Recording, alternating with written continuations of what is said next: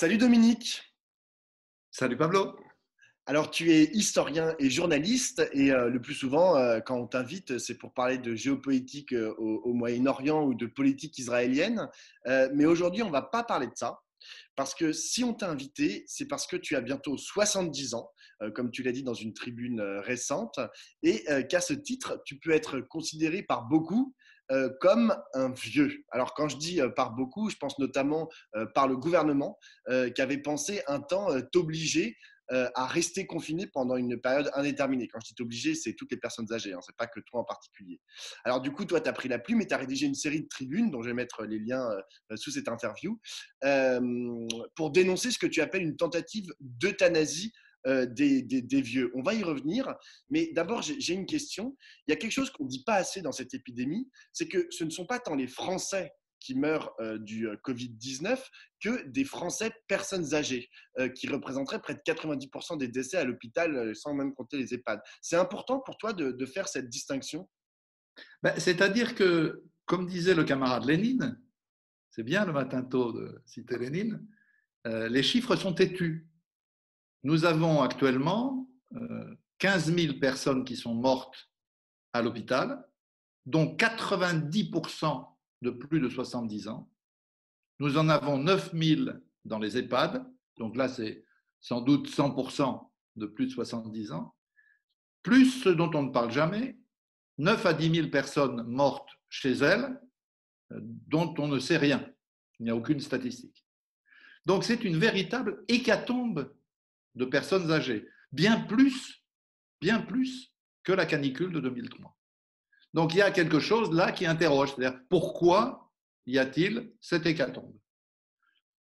Je dirais d'abord à cause du Covid, parce que c'est un virus nouveau, on n'est pas immunisé, on n'a pas de vaccin, on n'a pas de traitement. Bref, on est pieds et poings liés, sauf les gestes barrières et, quand il y en a, les masques. Quand on a dit ça, on n'a pas tout dit. Parce qu'il y a une deuxième raison de l'hécatombe, c'est l'irresponsabilité des autorités. On a, depuis 20 ans, détruit le système hospitalier. On a, au début de l'épidémie, 5 000 lits équipés de respirateurs, quand les Allemands en ont 30 000. Et puis on a détruit, alors là on sait plus précisément en 2012, et on sait qui, et on sait comment, tous les moyens de défense contre une épidémie. Je ne raconte pas, bref, ils ont tout faux. Ils ont faux sur les masques, ils ont faux sur les gels, ils ont faux sur les tests qui ont été fabriqués avec beaucoup de retard, ils ont faux sur les respirateurs. Enfin, on est dans une faillite totale. Mais il y a, et c'est ça l'objet de notre conversation peut-être, un troisième facteur aggravant, c'est une espèce de pensée quasi-eugéniste qui monte et qui entraîne des gestes, des pratiques quasi-eugénistes. Je veux dire, à l'hôpital, le tri, c'est le mot utilisé maintenant, entre personnes âgées et les autres. Et aux EHPAD, alors là, c'est encore pire, on a laissé 700 000 personnes qui vivent dans les EHPAD sans aucun moyen de défense. Il n'y avait ni masque, ni gel, ni rien du tout. Et quand on lit, comme j'ai lu, parce que j'ai reçu énormément de courriers, peut-être que j'en ferai quelque chose un jour, sur mes articles et sur le manifeste des vieilles et vieux réfractaires que nous avons publié avec Sonia Combe, Régine Robin, on est étonné, je veux dire, de l'abandon total des EHPAD. Donc voilà, ça fait trois facteurs. Il ne faut évidemment pas sous-estimer le Covid. On ne peut pas non plus oublier la responsabilité des autorités, mais il y a cette espèce de petite musique eugéniste, je ne dirais pas euthanasiste, mais en tout cas eugéniste. Mais en fait, je comprends ce que tu dis sur l'incurie, le manque de préparation qui confine presque au criminel de la part du gouvernement, dans la mesure où il n'était pas préparé. Ça, je suis complètement d'accord. En revanche, est-ce que, enfin, je me fais l'avocat du diable hein, en disant ça, est-ce que, si oui, le manque de lits en réanimation en soi est scandaleux, est-ce que ce n'est pas un peu normal de préférer que le peu de lits en réanimation qu'on a actuellement dans la gestion de la crise, on les donne préférentiellement aux jeunes gens plutôt qu'à des personnes âgées. Est-ce que ça, en soi, c'est scandaleux? Moi, je crois qu'il y a deux confusions dans ce débat qu'il faut absolument éclaircir, sinon on ne peut pas s'y retrouver. La première chose, c'est très important, il y a deux euthanasies. Il n'y en a pas une. Il y a l'euthanasie volontaire, c'est-à-dire le droit au suicide, qui est une liberté, à mon avis, fondamentale, qui n'est pas d'ailleurs complètement établie en France. En Belgique, elle l'est. Et puis, il y a l'euthanasie forcée, et celle-là, c'est un crime, et ça peut être un crime de masse. Donc, c'est un premier point sur lequel il faut être clair. Deuxième point, il y a une confusion entre la situation d'un médecin qui se trouve face à son patient dans des circonstances exceptionnelles, comme tu dis, un afflux de malades graves, une pénurie de moyens à l'hôpital, etc., etc. On sait ce qui s'est passé, et qui décide en son âme et conscience du sort de ce patient. Évidemment, en tenant compte de ses volontés, de celles de ses proches, mais c'est lui qui décide en dernière analyse. Ça, personnellement, je n'ai rien à en dire. Si la décision est jugée fausse, alors libre aux proches de porter plainte et d'aller en justice pour défendre leur mort. Et puis, il y a autre chose, ça n'a rien à voir. C'est qu'un groupe de médecins autoproclamés, au nom d'un organisme d'État, appelle à ce que le docteur Rebaud appelle un triage systématique et organisé, au terme duquel on exclut de la réanimation les personnes dites fragiles, parce qu'on ne peut pas dire vieilles, ce serait un peu politiquement incorrect. Et ça, en clair, c'est exactement ce qui s'est passé avec ce que j'appelle la circulaire de la honte de l'Agence régionale de santé d'Île-de-France, circulaire qui a été reprise comme référence par le ministère de la Santé. J'ai donné tous les liens. Le 19 mars, qui a été écrite, rédigée. La circulaire est le 19 mars. Je précise qu'il ne s'agit pas d'un débat autour d'une table en buvant le thé. Il s'agit d'un texte qui a produit les résultats suivants. Je les lis pour ne pas donner de chiffres faux. En quelques jours après la parution de ce texte, la proportion de patients de plus de 75 ans en réanimation est passée de 19% à 7%, et la proportion de plus de 80 ans est passée de 9% à 2%.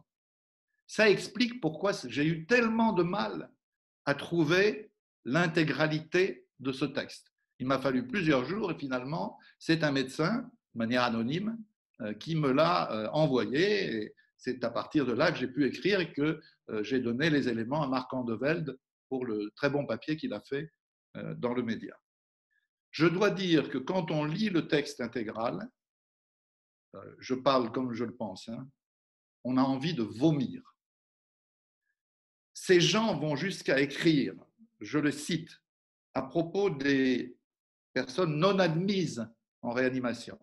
Je cite, hein, chez ces patients non admis en soins critiques, les soins ne sont pas interrompus, merci beaucoup, mais s'intègrent dans un accompagnement en collaboration avec les spécialistes d'une prise en charge palliative. Pourquoi? Afin d'assurer une absence de souffrance et une fin de vie digne et apaisée. On croirait du Alexis Carrel, on croirait du Karl Brandt, on croirait les auteurs et les organisateurs des grandes opérations eugénistes et euthanasistes. Ce n'est pas étonnant que depuis, sur presque tous les médias, sauf ceux que j'ai cités, Mediapart, le Média, le Canard, on nie l'existence de cette circulaire de la honte, ou bien on essaye de diminuer son importance.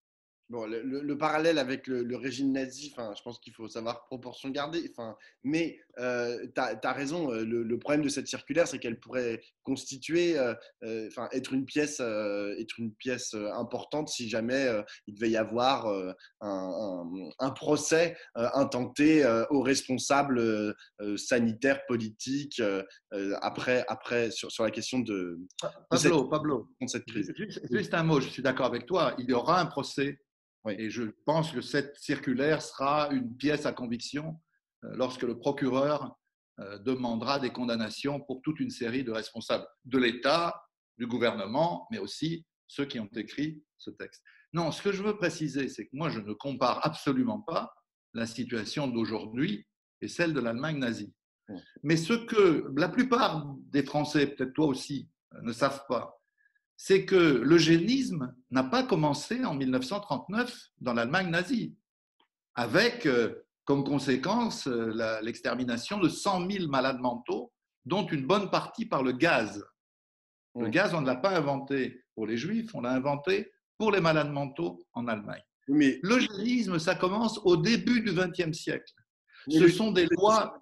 c'est sur la base du patrimoine génétique, c'est pas sur la base de l'âge. Enfin, Non, non, non, mais bien sûr, moi, je ne dis pas qu'il y a une seule discrimination, mais tu comprends bien que dans l'histoire de nos pays, je veux dire, les États-Unis, la Finlande, le Danemark, certains cantons de Suisse, ou bien la Suède, qui a continué à pratiquer l'eugénisme jusqu'en 1976.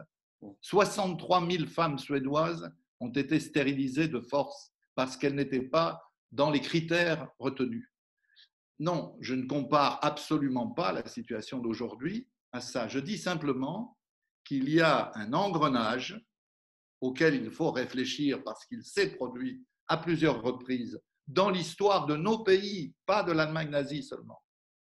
Je dis, si on commence avec les vieux, on peut continuer avec les malades mentaux et physiques, et puis, qui sait, on peut ajouter au choix les juifs, les tziganes, les musulmans, les homosexuels. Je veux dire, on ne se rend pas compte, les gens qui tiennent des propos eugénistes, comme André Comte-Sponville, que j'ai connu plus inspiré quand il était à l'Union des étudiants communistes à la Sorbonne, ou bien cette Véronique Fournier, qui a fait un texte qui a stupéfait la plupart de ses lecteurs, d'autant qu'elle se présente comme fondatrice d'un centre d'éthique clinique. C'est presque de l'humour noir. Quand on les lit, je ne dis pas qu'ils appellent à tout ça, bien sûr, mais ils mettent le doigt dans un engrenage dont on ne sait pas où il peut nous mener. C'est très, très grave. Alors, juste, tu dis pas seulement. Alors là, tu as parlé du côté. On laisse en gros les vieux crever. Mais il y a une autre chose que tu dis, que vous avez écrit notamment dans le manifeste, c'est que tu dis que le gouvernement veut enfermer les vieux. C'est ce qu'il avait pensé dans un premier temps, c'était obliger les personnes âgées, en gros, à rester confinées pendant une période indéterminée. A priori, peut-être jusqu'en décembre, on avait pensé. Enfin, c'était ça qui était dit. Est-ce que tu penses pas, et là, toi, tu avais appelé, enfin, vous aviez appelé dans le manifeste à l'incivisme, c'est-à-dire à sortir quand même dans la rue à partir du 11 mai. Est-ce que tu ne penses pas qu'à ce niveau-là, le gouvernement, ce qu'il veut, c'est avant tout protéger les personnes âgées? Moi, je n'ai pas de problème avec la volonté de protéger les personnes âgées et j'appelle toutes celles que je connais à être d'une extrême prudence à partir du 11 mai et à ne pas sortir lorsqu'elles n'en ont pas le besoin. Non, ce n'est pas ça qui s'est produit. C'est que Jupiter, père de la nation, nous a annoncé qu'on allait confiner les vieux jusqu'à la Saint-Glinglin de manière obligatoire. Il y a eu un tel scandale, y compris notre manifeste qui a fait quand même 1000 signatures en une journée parce qu'on a arrêté au moment où il a fait volte-face. Aujourd'hui, personne ne parle plus de confinement obligatoire. On parle, et c'est bien, de précautions à prendre sur une base volontaire. Personne ici n'est irresponsable. Moi-même, pour ce qui me concerne, je suis extrêmement prudent. Je ne pense pas que le 11 mai, je vais me précipiter sur ma voiture et partir je ne sais où faire la bringue. Mais il faut que nous préservions nos libertés. Nous sommes dans un contexte où on voit, vous en avez traité avec d'autres invités, vous, je veux dire, Pierre et toi, on est dans un contexte où les menaces sur nos libertés sont importantes, sur les libertés des vieux, sur les libertés des jeunes. Et moi, je frémis quand j'entends développer cette fameuse application qui permettrait de nous suivre, soi-disant de manière anonyme. Je ne crois pas une seule seconde au caractère anonyme de ce genre d'opération. Est-ce que tu as peur que le fait que cette problématique ne soit pas aussi importante peut-être que tu le souhaites dans l'espace public et dans le débat public, est-ce que tu penses que ça vient d'une fracture générationnelle qui est de plus en plus importante, tu vois? Parce que tu regrettes, tu m'as dit hier au téléphone, regretter qu'on ne parle pas assez de cette question. Je vais être franc.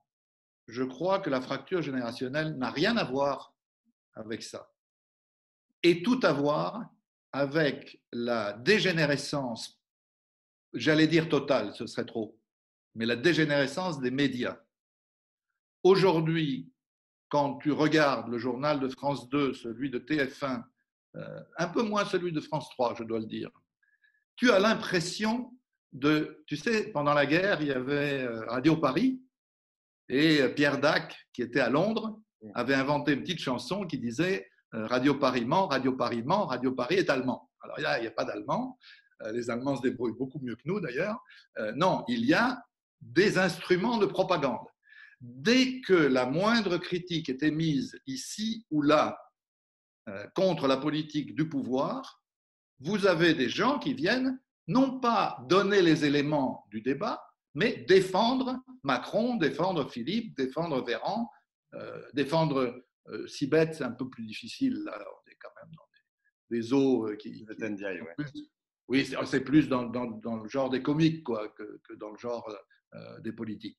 Mais donc, ces gens qui mènent cette bataille de propagande au service du pouvoir, regardez-les, ils ne sont pas tous jeunes. Hein.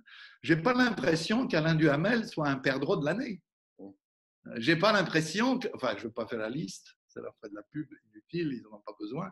Mais je veux dire, non, il y a une conscience de la part de beaucoup de responsables médiatiques du caractère extrêmement sensible de cette question et notamment de cette circulaire de la honte qui fait frémir des millions de personnes âgées. Dans les courriers que j'ai eus des gens, si je peux me permettre cette expression, dont on voyait les larmes sur les emails, parce qu'ils se disaient « mais on veut nous tuer ». Il y a une phrase incroyable dans la circulaire du 19 septembre qui contredit ce que tu disais tout à l'heure d'ailleurs. Elle dit que même s'il y a de la place en réanimation, il ne faut pas prendre des personnes fragiles. Qu'est-ce que ça veut dire ça? Qu'est-ce que ça veut dire de l'état de dégénérescence mentale des médecins qui ont écrit cette phrase?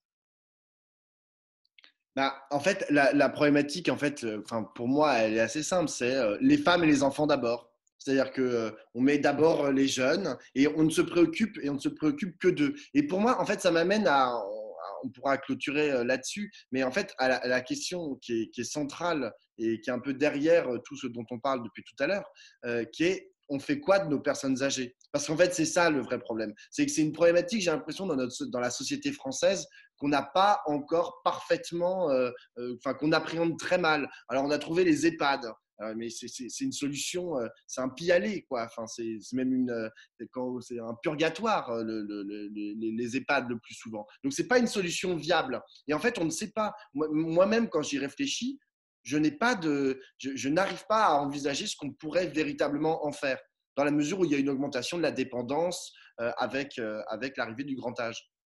Pour être tout à fait franc, les questions que tu poses, qui sont tout à fait justes, il y a 2 mois, on ne se les posait pas.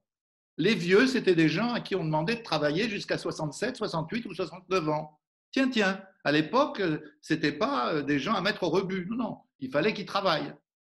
Tout le monde savait très bien que les vieux, entre guillemets, jouaient un rôle majeur dans le fait d'aider les enfants, adultes évidemment, à pouvoir s'en sortir financièrement. Il jouait un rôle dans l'éducation des petits-enfants. Et puis, tout le monde le sait, toi qui es un militant, tu le sais très bien, la plupart des associations dans ce pays sont largement, non seulement animées, mais organisées par des gens qu'on qualifie aujourd'hui de vieux. À l'époque, on les qualifiait de militants associatifs.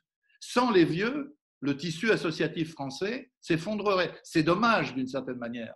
Ça prouve qu'on n'a pas réussi à passer le relais et à avoir plus de jeunes dans les associations. Mais donc, ces vieux qui étaient valorisés il y a encore 2 mois, ne serait-ce que pour pouvoir les exploiter un peu plus longtemps, tout d'un coup, ils deviennent des choses, des objets qu'on trie et auxquels on donne ou on ne donne pas l'accès à la réanimation.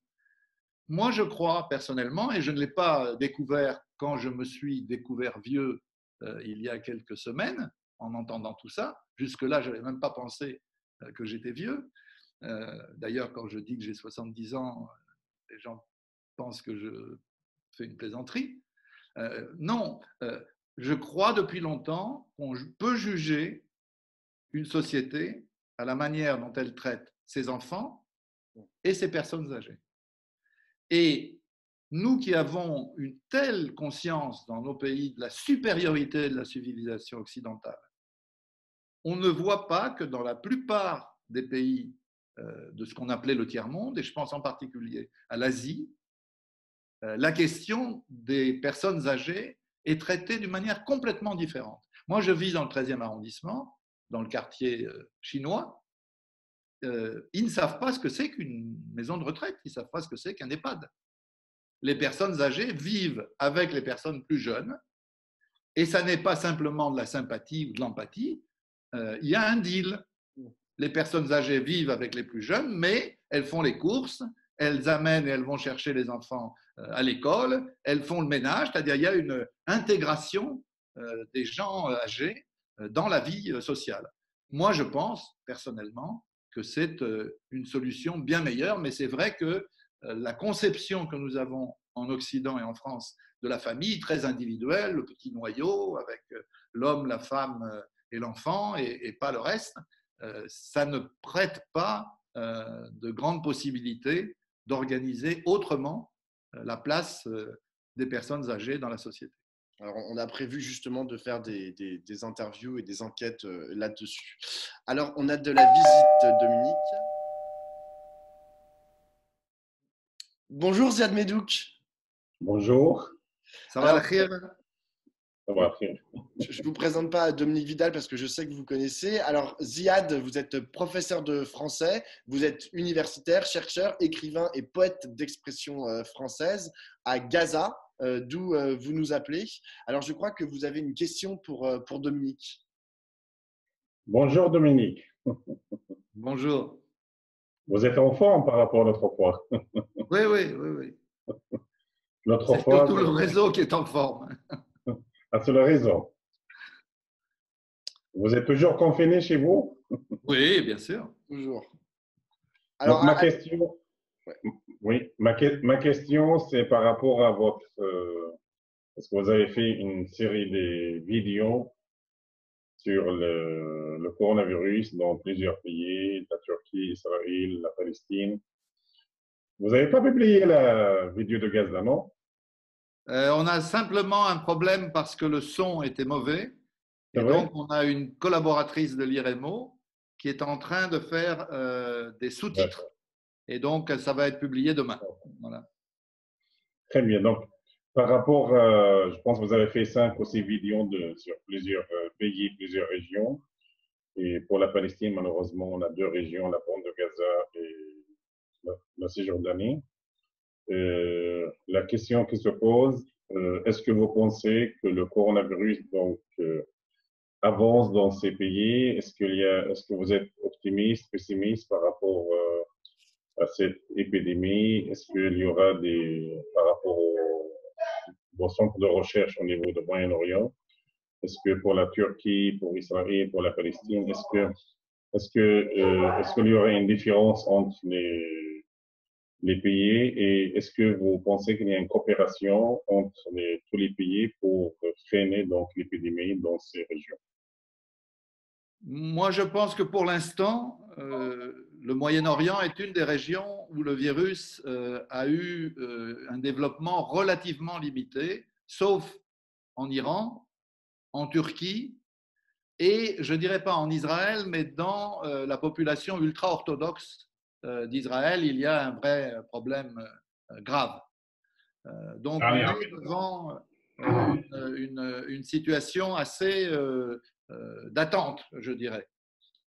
Et c'est particulièrement le cas, comme vous le dites d'ailleurs, en Cisjordanie et à Gaza, où pour l'instant, on est, si je ne me trompe, j'ai vu les chiffres hier, à moins de 500 malades et il y a eu au total 4 morts. C'est presque un miracle. Si je croyais en Dieu, je dirais oui, un miracle, enfin un miracle en Palestine. La Palestine en a bien besoin. Mais je voudrais, sans voler le rôle de Pablo, Non, vas-y, pose. très bien, je voudrais que vous répondiez à la question que nous nous posions ensemble avec Pablo. En Palestine, quelle est la place des personnes âgées? Est-ce qu'on met les personnes âgées dans des maisons de retraite et on les abandonne à leur sort? Ou bien est-ce que les personnes âgées vivent avec les familles? Moi, ce que j'ai toujours vu en Palestine, c'est des gens qui vivent avec les familles. Il y a beaucoup de respect pour les anciens en Palestine. Non? Non, non, vous avez raison de poser cette question parce que pas seulement les personnes âgées, même pour les orphelins. Donc, nous avons une situation un peu particulière. Donc, par exemple, à Gaza, on a seulement un centre pour les personnes âgées. Il y a seulement 37 personnes. Donc, en général, on a une solidarité familiale très importante. On a des liens familiaux très importants dans la bande de Gaza. Donc, ça, c'est en Cisjordanie, c'est le même cas, même si la situation un peu, ça change un peu avec l'évolution de la situation. Mais à Gaza, donc, le seul centre pour les orphelinats, on a seulement 80 personnes, 80 enfants. Et en majorité, sont des enfants qui sont rentrés de la Syrie, qui ont perdu leur famille en Syrie. Mais à Gaza, donc voilà.